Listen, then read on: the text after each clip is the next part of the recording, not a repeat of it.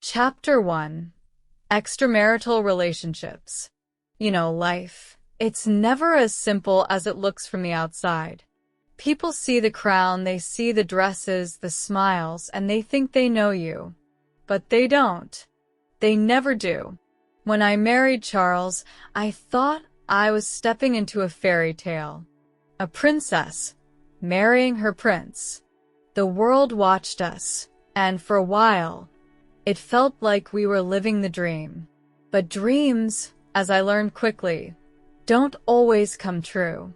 Sometimes they shatter into pieces you can't put back together.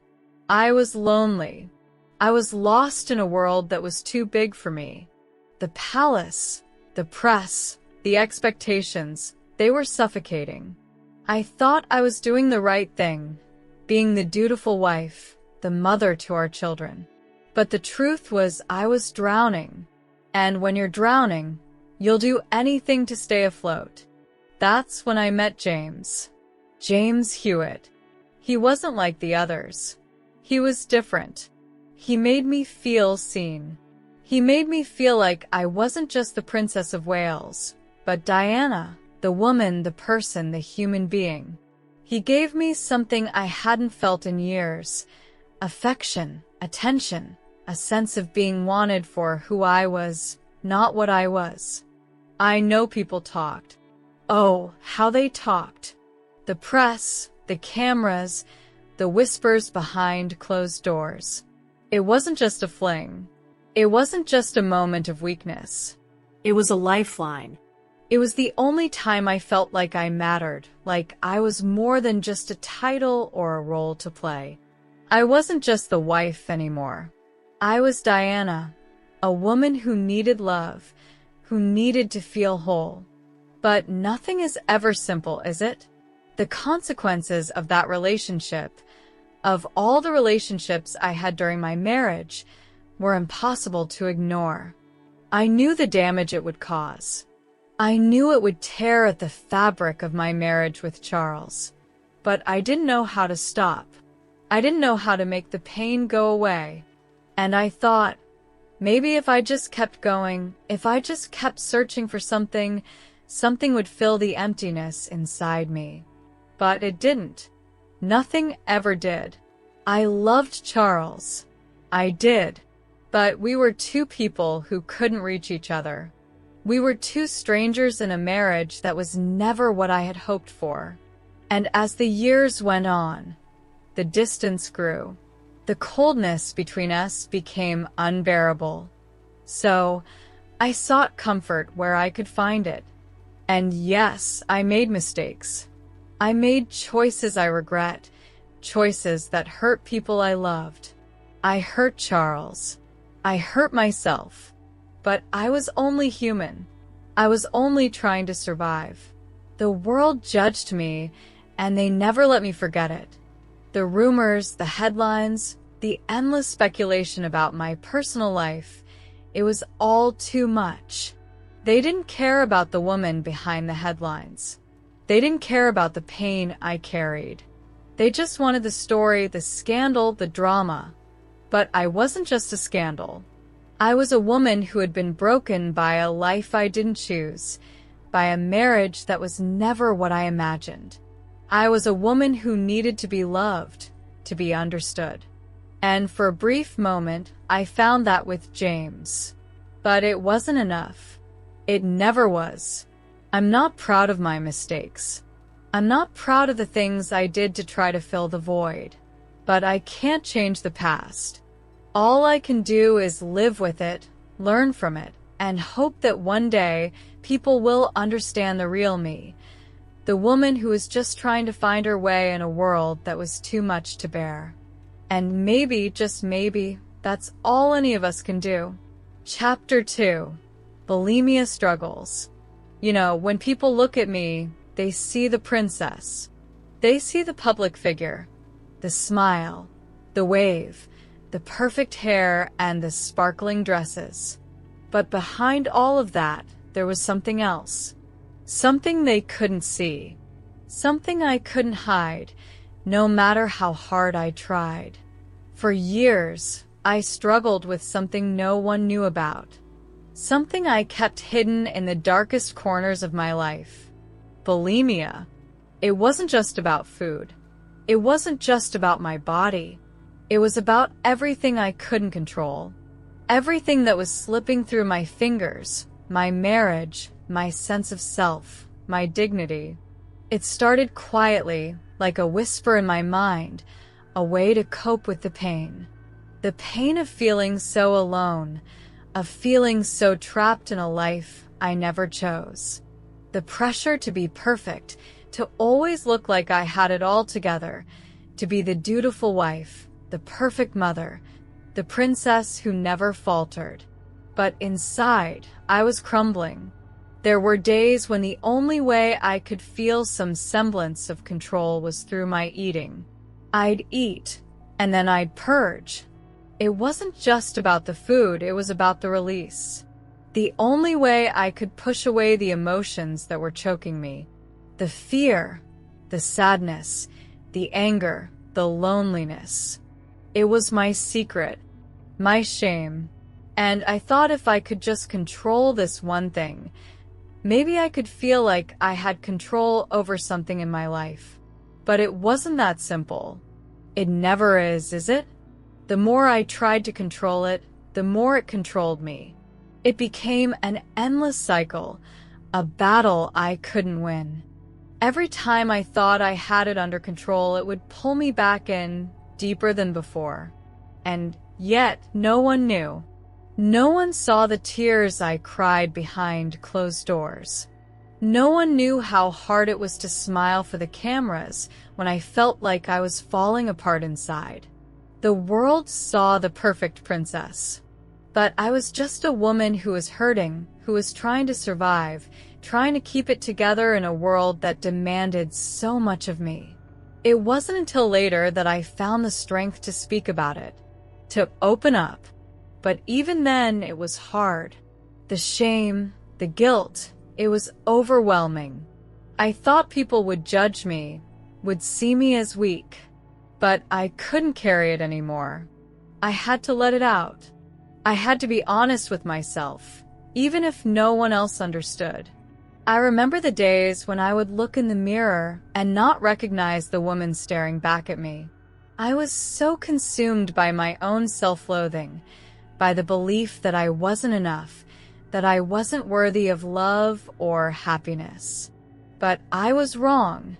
We're all wrong when we think that.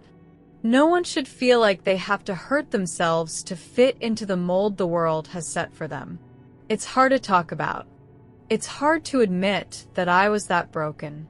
But I was. I was human. I was struggling, just like so many others. And maybe, just maybe, by sharing my story, someone out there will feel less alone. Maybe they'll realize they don't have to hide, that they don't have to suffer in silence. I don't know if I'll ever fully heal from everything I've been through. I don't know if I'll ever be free from the scars. But I'm trying. I'm trying to be kinder to myself, to love myself in a way I never have before.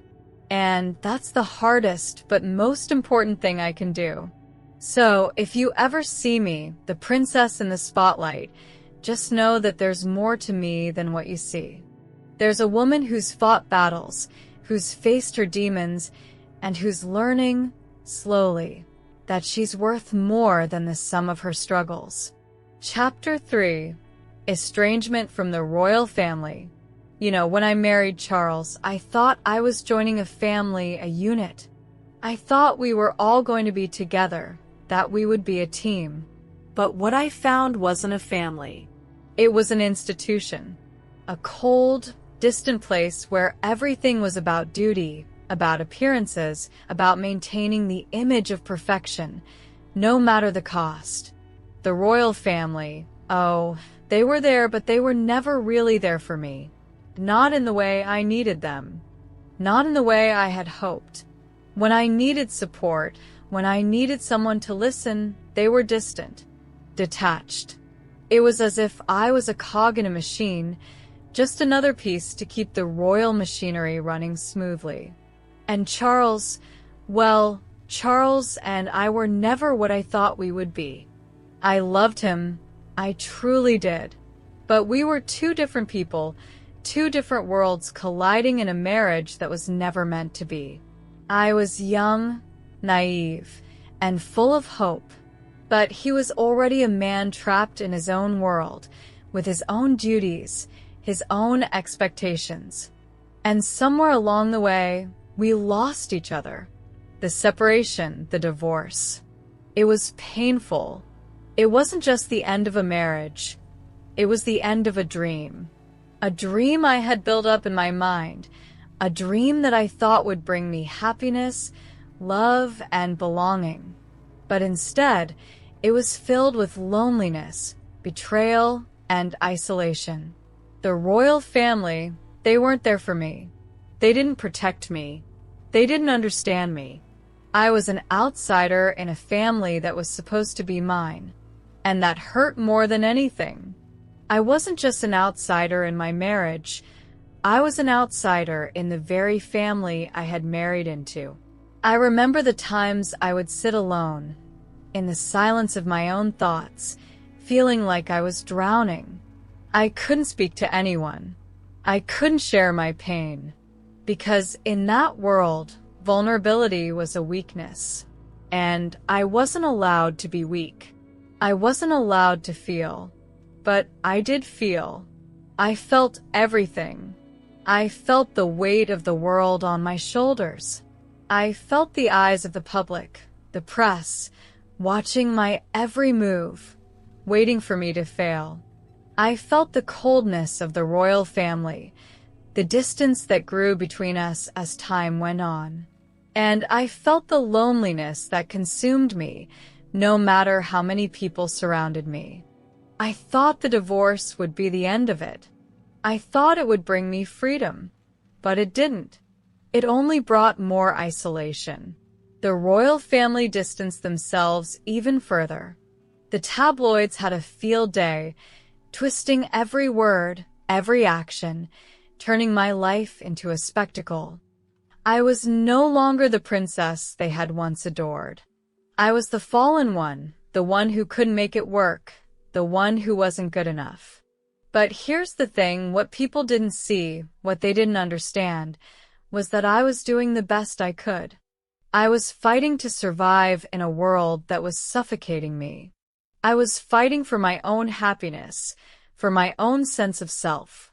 And maybe, just maybe, that's what the royal family couldn't understand. That I was more than just a title, more than just a role to play. I was a woman with feelings, with hopes, with dreams, and I wasn't going to let anyone take that away from me. So, yes, the separation and the divorce were painful. They were devastating, but they also set me free. Free from a life I was never meant to live. Free from the chains of duty and expectation. Free to be Diana, the woman, not just the princess. And maybe that's the hardest part of all, the realization that sometimes, to find yourself, you have to lose everything else. But in losing, you also find a strength you never knew you had. And for me, that was the beginning of a new chapter. A chapter where I could finally be myself. Chapter 4, Reckless Behavior Under Scrutiny. The cameras, they were always there. Always watching, always waiting for me to slip, to make a mistake. I was a prisoner of the lens, trapped in a world where every moment of my life was captured, scrutinized, twisted. I remember feeling like I was suffocating. Every time I stepped outside, every time I left the house, there they were, paparazzi flashing their cameras, chasing me down like I was some kind of animal in a zoo. And the pressure, it was unbearable. The pressure to be perfect, to smile, to wave, to be the princess everyone thought I should be.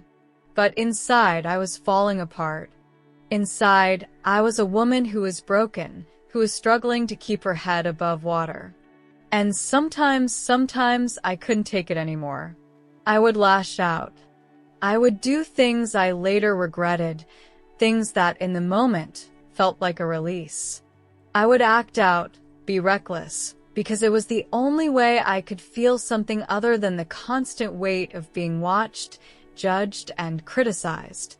I know they called it provocative behavior. They said I was trying to get attention, trying to stir up controversy. But what they didn't understand was that I was just trying to survive. I was trying to find a way to break free from the cage they had built around me. I was trying to reclaim a piece of myself that had been lost in the public eye. But it wasn't just the paparazzi. It was the world, the press, the public, all of them pointing fingers, judging, whispering behind closed doors. They didn't care about the real me. They didn't care about the pain I was going through. They didn't care about the loneliness, the heartbreak, the confusion. All they cared about was the spectacle. All they cared about was the drama, the scandal, the chaos. And so I acted out. I did things that, at the time, felt like the only way to fight back. I knew it wasn't healthy. I knew it wasn't the answer. But in those moments, it was the only way I could feel alive, the only way I could feel like I had some control over my own life. The media, they didn't care. They didn't care about my struggles. They didn't care about the human being behind the headlines. They just wanted the story. They just wanted the next scandal, the next bit of gossip. And I was their target. I was the one they tore apart, piece by piece, every day. I remember how it felt to be constantly under a microscope, to have every move I made analyzed, criticized, dissected. And the worst part was knowing that no matter what I did, no matter how hard I tried to do the right thing, I would never be good enough in their eyes. But I couldn't keep living like that. I couldn't keep pretending to be something I wasn't. I couldn't keep hiding behind the mask of the perfect princess. So, yes, I made mistakes. Yes, I acted out. But I was human. I was a woman who was hurting, who was lost, who was trying to find her way in a world that wouldn't let her breathe. And maybe, just maybe, that's something the world will never understand. That sometimes when you're pushed to the edge, when you're drowning in the weight of your own pain, you do things that don't make sense. You do things that are reckless, that are provocative, because you're just trying to hold on. But I've learned, over time, that the only person who can truly understand me is myself. And I've learned that no matter how much the world watches, no matter how much they criticize, I have to live for me. I have to find my own peace, my own happiness, and my own way forward. And maybe, just maybe, that's the lesson in all of this, that we're all just human and sometimes we have to fall apart to find ourselves again.